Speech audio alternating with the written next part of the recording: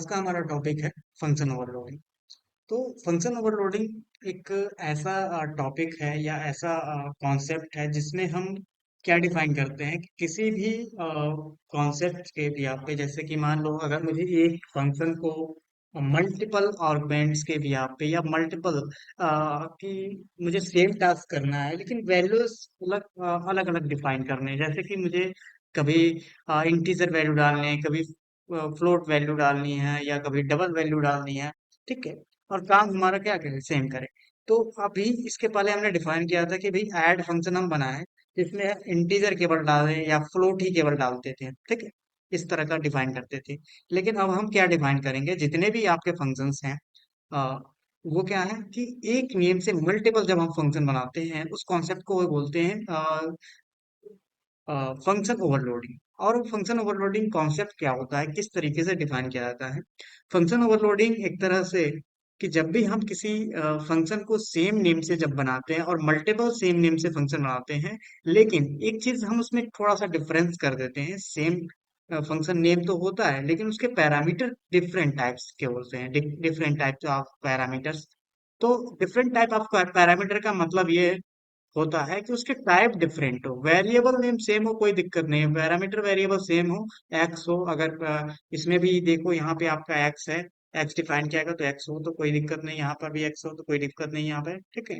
ये डिफाइन किया है, ठीक। ये एक्स है, यहाँ पर भी एक्स है, कोई दिक्कत नहीं है, यहाँ पर भी एक्स है।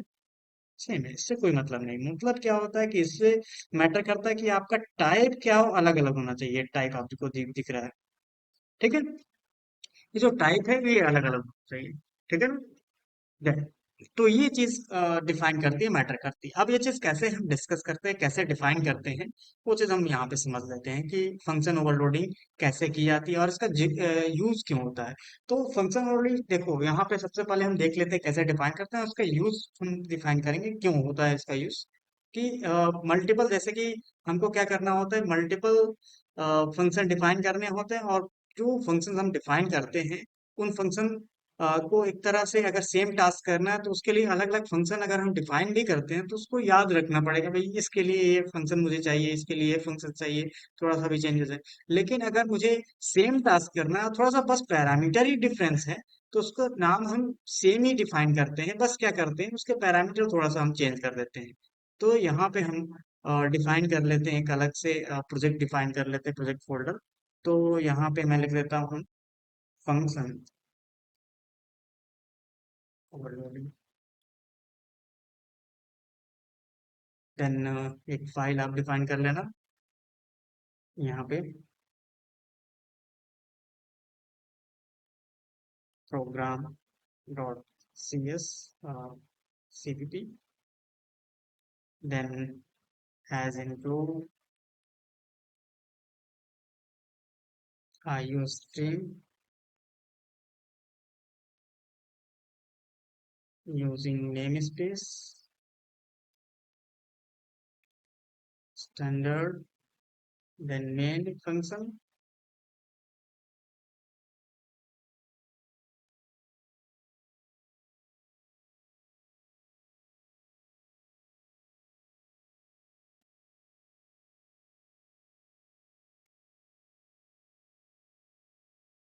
ओके, ये मैं डिफाइन किया। उसके बाद हम जो डिफाइन करते हैं,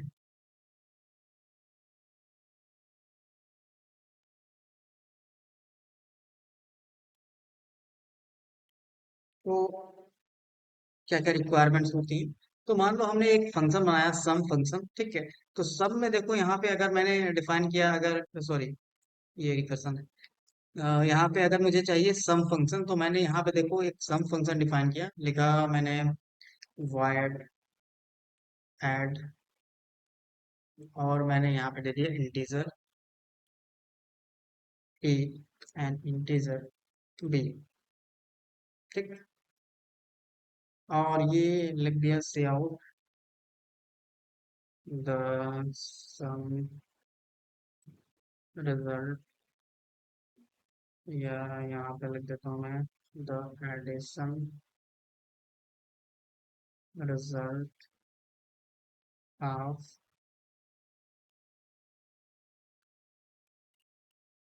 of A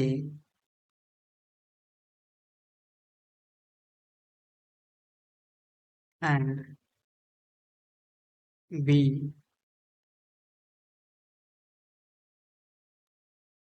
is A plus B. Then ये हमारा रिजल्ट हो गया, ठीक। अब इस फंक्शन को जैसे मैं कॉल करूं तो यहाँ पे लिखूंगा ऐड, और इस फंक्शन में मैंने लिख दिया दोनों इंटीजर ही वैल्यू दी, ठीक। तो रिजल्ट क्या आएगा यहाँ पे देखो, तो क्या लिख करके आ रहा है यहाँ पर result, the addition result of 4 and 5 is, result of 4 and 5 is 9, ठीक। तो जो 4 है यहाँ पर लिख देता हूँ मैं यहाँ पे ब्रैकेट के अंदर एंड, और यहाँ पर भी ब्रैकेट के अंदर कि आपने इंट एंड एंड को ऐड किया है, ठीक। इंट एंड इंट को ऐड किया है, तो अब देखो यहाँ पे क्या लिखा है, इंटीजर एंड इंटीजर, ठीक। अब वही चीज है कि मैंने एक फंक्शन बनाया कि उसमें क्या है, फ्लोट वैल्यू डालूं तो वो क्या हो, फ्रैक्शन वैल्यू को ऐड करे, तो यहाँ मैंने लिख दिया फ्लोट एंड देन फ्लोट, ठीक। और यहाँ पे मैंने लिख दिया भाई ये फ्लोट है एंड देन ये फ्लोट है, तो ऑटोमेटिक कौन सा फंक्शन एग्जीक्यूट होगा, अब देखो क्या होता है, वो ऑटोमेटिक डिटेक्ट कर लेता है कि भाई आप जो वैल्यू पास कर रहे हो वो कौन से फंक्शन का के लिए डिफाइन करना है। तो जैसे मैंने 4.8 डाला और मैंने यहाँ पे 8 डाला, तो यहाँ पे देखो क्या रिजल्ट आएगा इसका, किसमें जा रहा है, इंट एंड इंटीजर वाला ये डिफाइन हो गया, और दूसरे में क्या है यहाँ पे, वो एग्जीक्यूट नहीं हुआ, यहाँ पे एंड एल हम डिफाइन कर लेते हैं जिससे पता चल जाए कि क्या कौन सा वाला फंक्शन चल रहा है। तो मैंने लिख दिया यहाँ पे एंड एल, क्योंकि यहाँ पे कंफ्यूजिंग हो रहा है आउटपुट, तो यहाँ पे मैंने डिफाइन किया अलग अलग। अब देखो यहाँ पे इंट एंड इंट मतलब कि देखो अगर थोड़ा सा भी मैंने एक इंटीजर डिफाइन कर दिया, इंटीजर डाल दिया लास्ट वाला, तो ये किस फंक्शन को रन कर रहा है, इस वाले फंक्शन को। लेकिन अगर इसको भी मैंने क्या किया, फ्लोट किया हुआ 8.3 कर दिया, तो देखो अब इसमें क्या आएगा,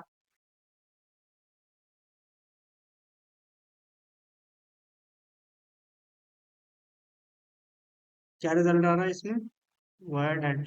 अब देखो एक चीज है कि यहाँ पे ऐड सेम है, यहाँ पे क्या डिफाइन होगा, overload, call of overload add double and double is and, ठीक।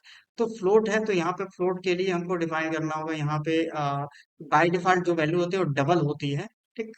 तो यहाँ पे आप डबल लिख सकते हो, फ्लोट नहीं लिखेंगे, डबल लिख देते हैं, ठीक। अब रन करते हैं, यहाँ मैं लिखता हूँ डबल, डबल।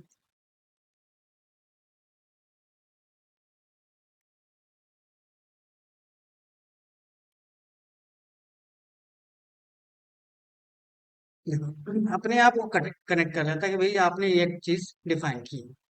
अब मैंने यहाँ पे एक फंक्शन बनाया है कि एक इंटीजर हो एक डबल हो, एक डबल एक इंटीजर, ठीक।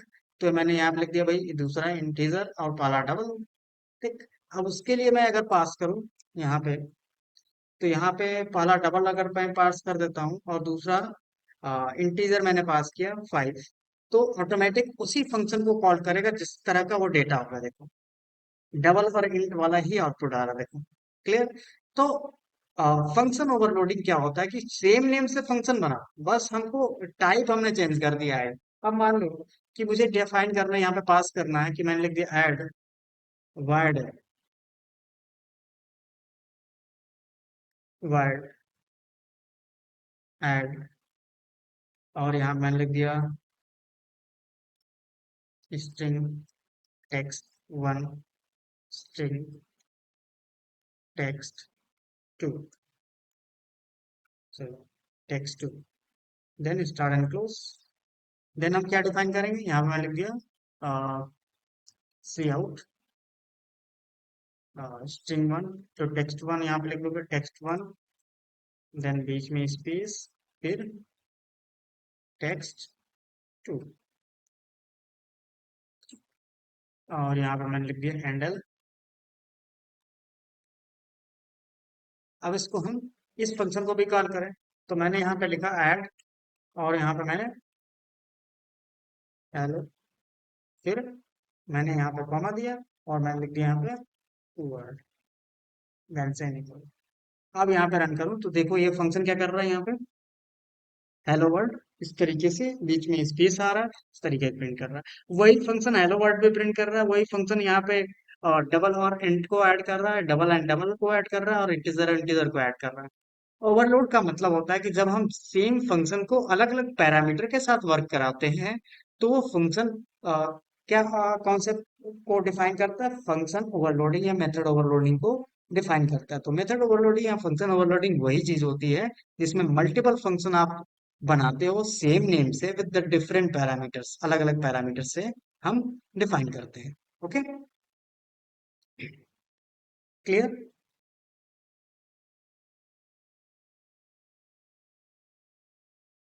कोई डाउट?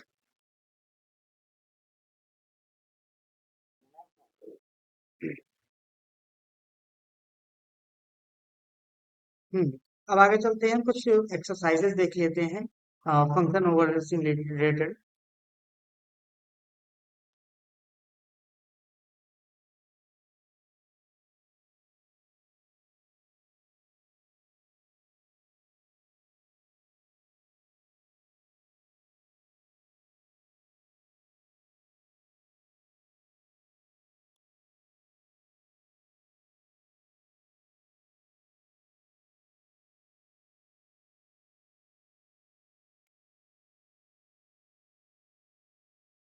हम्म। तो सबसे पहले हम इसके कॉन्सेप्ट को थोड़ा सा और समझते हैं कि आपका एक फंक्शन, एक जो फंक्शन डिफाइन किया है, तो एक फंक्शन आपका जो जो डिफाइन किया मैंने, वो एक तरह से क्या है कि उसमें एक पैरामीटर हम इंटीजर टाइप का अगर डाल रहे हैं तो दूसरा फंक्शन क्या होगा, वही सेम फंक्शन सेम नम फंक्शन हम स्ट्रिंग टाइप की वैल्यू डाल रहे हैं उसमें। ठीक है, तो सेम फंक्शन क्या हो रहा है, अलग अलग फंक्शन एक तरह से डिफाइन कर रहा है कि हमारा इस सेम कर सकें same name with different values के साथ वो वर्क कर रहा है। ठीक है, यही आपका क्या होता है, ओवरलोडिंग होता है कि आप ओवरलोडिंग डिफाइन करते हो। Overloading is a concept of creating same name function with the different parameters। ठीक है, और ये सेम नेम फंक्शन कहाँ बनाते हैं हम, सेम लोकेशन, या तो क्लास के अंदर बनाते हैं, या तो हम क्लास के अंदर बनाते हैं। ठीक, या तो क्लास के अंदर बनाते हैं या किसके अंदर डिफाइन करते हैं, अपने प्रोग्राम फाइल के अंदर। तो प्रोग्राम फाइल के अंदर जो होता है हमारा डॉट सीपीपी फाइल होती है। ठीक, डॉट सीपीपी फाइल के अंदर डिफाइन करते हैं। तो ये कॉन्सेप्ट क्या होता है, जब हम सेम क्लास के अंदर इस क्या होता है, एक ही क्लास के अंदर एक ही फंक्शन को अलग अलग नाम से डिफाइन करते हैं तो उसको आप मेथड ओवरलोडिंग कर सकते हो। और या सेम सीपीपी फाइल के अंदर हम क्या डिफाइन करते हैं, सेम नेम से डिफाइन करते हैं, लेकिन वो किसी क्लास के अंदर नहीं। अगर वो अलग अलग क्लास के अंदर अलग अलग वेरिएबल फंक्शन है तो वो क्या, मेथड ओवरलोडिंग नहीं मानी जाती। ठीक है, फाइल्स मैटर नहीं करता, अगर आपकी वो अलग अलग क्लासेस में सेम फाइल में है लेकिन अलग अलग क्लासेस में एक ही नेम से फंक्शन बना रहा है तो वो ओवरलोडिंग नहीं मानी जाएगी। वो सेम स्कोप में होना चाहिए, या तो सेम क्लास में हो मल्टीपल जो फंक्शंस आपने बनाए, या तो सेम स्कोप में हो। सेम स्कोप में, सेम स्कोप का मतलब कि वो सिबलिंग्स हो आपस में। ठीक है, एक ही क्लास के मेंबर हो या एक ही प्रोग्राम के मेंबर हो। ठीक, उनका पेरेंट्स है। तो ये कॉन्सेप्ट आपका डिफाइन होता है। अब यहाँ पे हम एक एग्जांपल डिफाइन कर लेते हैं।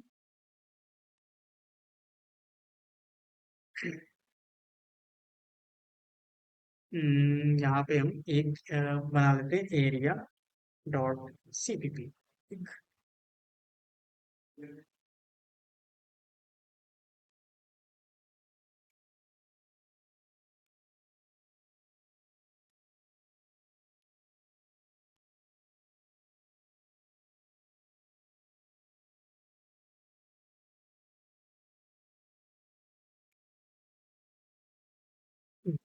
तो इस प्रोग्राम में हमको क्यों डिफाइन करना है कि हम एक प्रोग्राम बनाएंगे, right, overloaded function name area that calculate the area of circle rectangle and triangle. अब देखो, एक ही फंक्शन है, इसमें हमको ये डिफाइन करना होगा कि वो फंक्शन अगर हमारा ट्राइंगल हो तो क्या डिफाइन करे, अगर हमारा रेक्टेंगल हो तो कैसे कैलकुलेट करें, तो सबका अलग अलग क्या होता है, वैल्यू होता है। अगर हमने ट्राइंगल का डिफाइन करना है तो ट्राइंगल के लिए क्या क्या क्या पास करना होता है,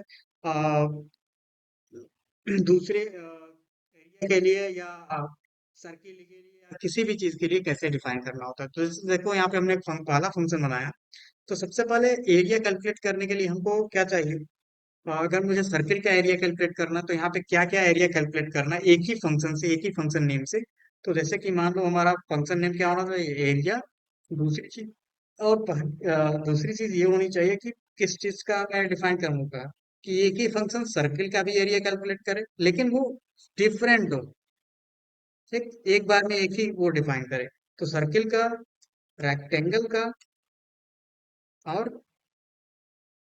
ट्राइंगल का। ओके, नेक्स्ट है, अ, अब डिफाइन कर ले यहाँ पे ट्राइंगल और रेक्टेंगल, स्क्वायर और डिफाइन कर सकते हो। अब यहाँ पे डिफाइन करेंगे, सबसे पहले फंक्शन बनाएंगे। तो सबसे पहले मैंने फंक्शन बना लिया। फंक्शन बनाने से पहले हम एक कांस्टेंट वैल्यू डिफाइन कर लेते हैं, या अगर मुझे यूज करना है जैसे कि पाई वैल्यू यूज करनी है तो मैंने यहाँ पे इंक्लूड कर लिया, has include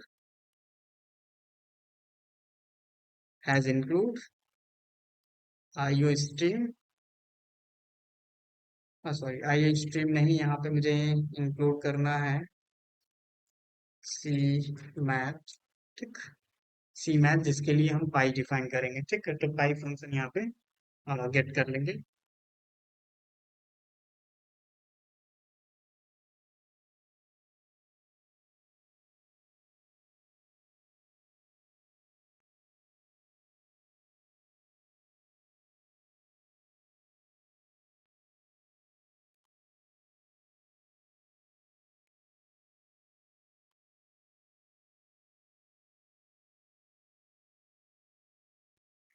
Done।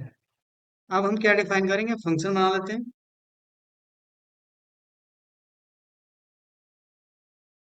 Function function name लिख देता हूँ मैं यहाँ पे।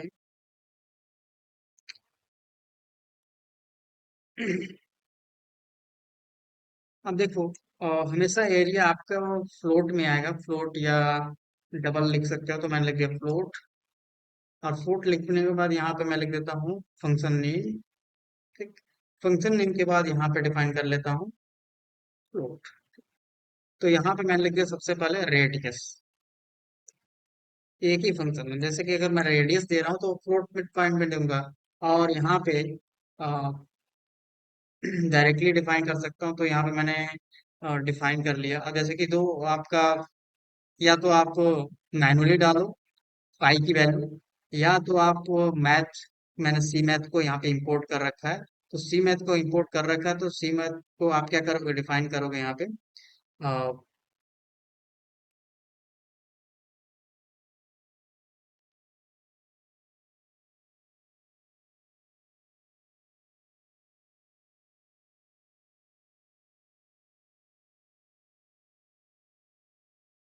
या तो डायरेक्टली यही कर लेते हैं, ठीक। जैसे कि या तो कांस्टेंट एक वेरिएबल बना लो, यहाँ पे हम कांस्टेंट वेरिएबल बना लेते हैं। मैंने लिखा कॉन्स्ट, और कांस्टेंट वेरिएबल में यहाँ पे हम डिफाइन कर लेंगे कॉन्स्ट फ्लोट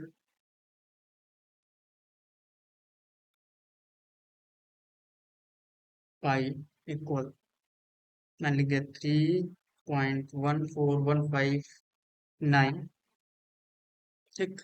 ये आपका कांस्टेंट वेरिएबल है, ठीक। अब यहाँ पे क्या लिखोगे आप, C out area of circle as, और यहाँ पे आप डिफाइन कर लोगे पाई। सबसे पहले मैं इसको ब्रैकेट्स के अंदर रख देता है एक्सप्रेशन को। तो पाई मल्टीप्लाई, अब रेडियस,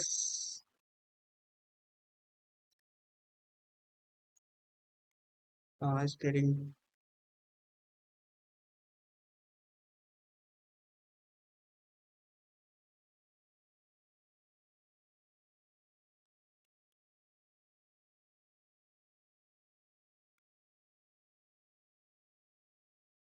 ठीक।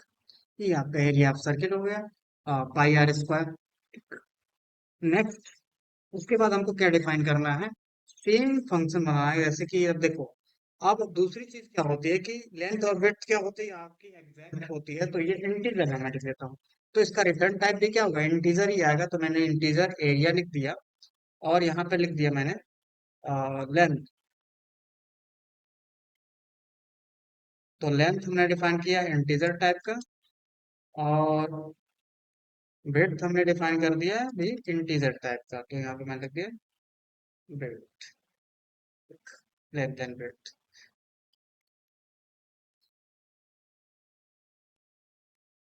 ये बन गया। तो area of rectangle is this, हो जाएगा मल्टीप्लाई लेंथ एंड विड्थ हो जाएगा।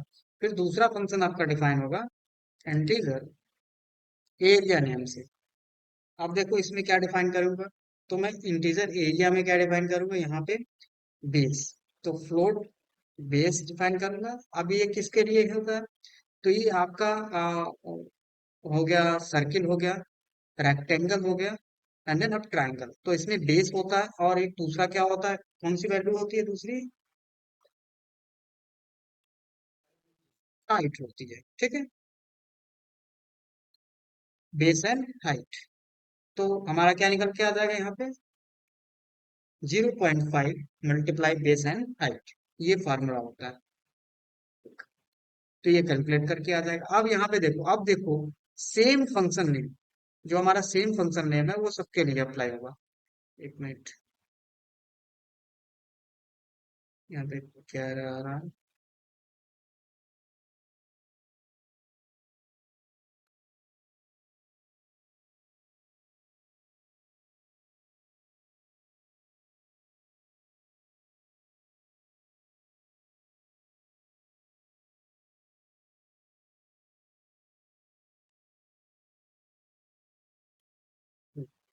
सेव करो।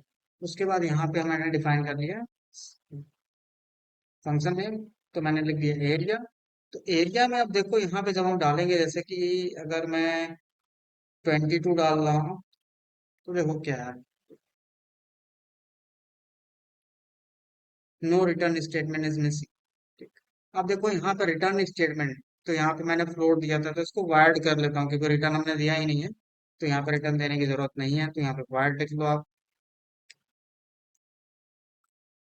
वायर्ड लिख लेंगे, अब रन करते हैं। तो एरिया ऑफ सर्किल इज, ठीक।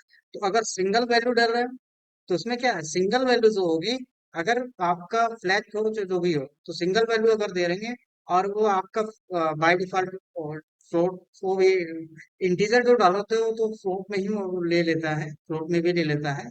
तो ये डिसाइड उसने किया कि भाई जो आपका अगर इंटीजर नहीं है, तो इस वाले फंक्शन को एरिया ऑफ सर्किल को रन करा रहा है। ठीक, क्लियर। अगर सिंगल वैल्यू हो तो इस वाले फंक्शन को रन करा रहा है। नेक्स्ट है, अगर नेक्स्ट में मैंने एरिया में दो चीज दे दी, यहाँ पे मैंने लिख दिया 22 एंड देन 10 दे दिया। ठीक, तो ये क्या आपका आउटपुट आएगा इसका, एरिया ऑफ रेक्टेंगल। तो एरिया ऑफ रेक्टेंगल में देखो, अगर मैंने दोनों इंटीजर दिया तो इसका मतलब वो एरिया ऑफ रेक्टेंगल कैलकुलेट करेगा। अगर मैंने यहाँ पे एक को फ्रैक्शन कर दिया, जैसे मैंने यहाँ पे 0.4 कर दिया, अब देखो क्या रिजल्ट आएगा इसका, तब भी रेक्टेंगल आ रहा है। अब दोनों को मैंने यहाँ पे प्लॉट किया,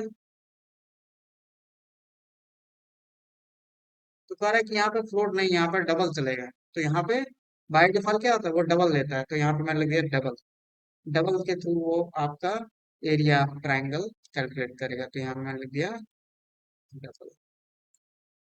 अब रन करते हैं, देखो तो क्या है, यहाँ पे आपका एरिया ऑफ ट्राइंगल ये कैलकुलेट हो गया। ठीक है, तो ट्राइंगल के लिए यहाँ तो डबल डिफाइन किया, यहाँ पे आपने इंटीजर डिफाइन किया। तो यहाँ पे सेम फंक्शन देखो क्या कर रहा है, सबके लिए अलग अलग आउटपुट दे रहा है। तो इस तरीके से हम सेम फंक्शंस को ये डिफाइन कर सकते हैं कि आपका अलग अलग सेम फंक्शन सबके लिए अलग अलग टास्क डिफाइन करेगा। ठीक है,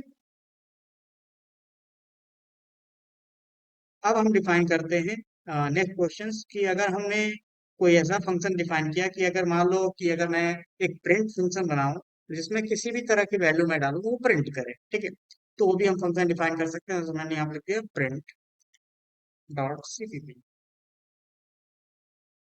प्रिंट डॉट सीपीपी। उसके बाद मैंने ये फंक्शन यहाँ पे डिफाइन कर लिया, मेन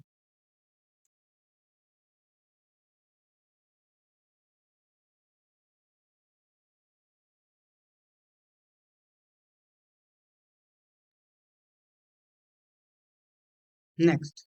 अब यहाँ पे हमको डिफाइन करना है, तो सबसे पहले मैंने लिख दिया वर्ड प्रिंट। तो ये क्या होगा, इंटीजर वैल्यू भी रहेगी तब प्रिंट हो जाएगा। तो यहाँ पे मैंने लिख दिया प्रिंट सी आउट, क्या लिखा, इंटीजर सी आउट इंटीजर, देन इंटीजर की जो वैल्यू है वो प्रिंट हो जाएगी, एंड देन एंडर। फिर दूसरा फंक्शन मैंने बनाया वाइड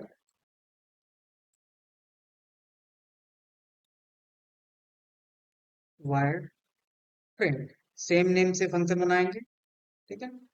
और सेम नेम से जो फंक्शन बनेगा हमारा, वो हम डिफाइन कर लेंगे इस तरीके से, प्रिंट। और मैंने लिख दिया यहाँ पे फ्लोट, और फ्लोट ए, कोई जरूरी नहीं है सेम नेम से बनाओ, आप बी भी लिख सकते हो, सी भी लिख सकते हो, उससे कोई मतलब नहीं होता है, ठीक है। मैटर ये करता है कि आपका टाइप अगर चेंज हो तो सेम नेम से डिफाइन होगा। अगर इंट मैं फिर दोबारा लिखूंगा तो उसको क्या करेगा, वो कहेगा भाई ये डुप्लीकेट आपका वैल्यू, नहीं डिफाइन किया। तो ये हमारा ये फंक्शन बन गया। अब यहाँ पे फंक्शन जब बन गया तो इसके अंदर लिख दिया मैंने सी आउट फ्लोट, और यहाँ पे मैंने बी को प्रिंट किया, देन एंटर, ये डिफाइन किया। नेक्स्ट फंक्शन हमने डिफाइन किया print word print, word print. Then अब इसमें किस तरह का टेक्सचुअल डेटा, तो मैंने लिख दिया भाई स्ट्रिंग, और यहाँ पे डबल लिख देता हूँ, यहाँ पे स्ट्रिंग, और स्ट्रिंग में मैंने लिख दिया यहाँ पे टेक्स्ट, और उसके बाद मैंने सी वर्ड लिखा यहाँ पे स्ट्रिंग टेक्स्ट, ठीक, कि आपका स्ट्रिंग ये वैल्यू है।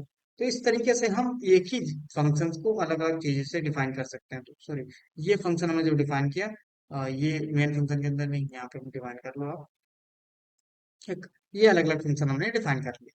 अब इस फंक्शन को हम यहाँ पे कॉल कर लेते हैं। तो मैंने यहाँ पे ऐड लिखा, और ऐड में यहाँ पे सॉरी प्रिंट, प्रिंट फंक्शन था, तो प्रिंट फंक्शन मैंने यहाँ पे डिफाइन किया प्रिंट, और यहाँ पे लिखा मैंने, अब देखो कुछ भी मुझे प्रिंट करना है, जैसे मैंने यहाँ पे नंबर दिया 6, तो यहाँ पे 6 लिखा, तो ये क्या होगा, प्रिंट हो जाएगा, ठीक, इंटीजर वैल्यू। फिर अगर मैंने लिखा प्रिंट और कोई पॉइंट वैल्यू दी, तो मैंने लिखा देखो 6.3, सेमीकोलन, सेम वैल्यू, आपका सेम फंक्शन देखो दूसरा फंक्शन वो एग्जीक्यूट कर रहा है, फ्लोट वाले फंक्शन को एग्जीक्यूट कर रहा है, ठीक है। देन फिर मैंने लिख दिया प्रिंट, और यहाँ पे टेक्सचुअल वैल्यू दी, तो वो क्या हो रहा है, वो टेक्स्ट वाले को स्ट्रिंग वाले फंक्शन को एग्जीक्यूट कर रहा है। अब ये मैटर नहीं करता कि उसी सीक्वेंस में आप डाल रहे हो, ये आप ऊपर भी लिखोगे तब भी वो स्ट्रिंग वाले को ही कॉल करेगा, ठीक। अगर मैंने यहाँ पे प्रिंट ऊपर लिख दिया तब भी वो वैल्यू के भी आपको कॉल कर रहा है, ना कि सीक्वेंस के भी आपके, ठीक, बिल्कुल वो स्ट्रिंग फंक्शन को ही कॉल करेगा, ठीक है। तो इस तरीके से क्या होता है कि हम सेम नेम से फंक्शन अलग अलग चीजों के लिए डिफाइन करते हैं, ठीक है।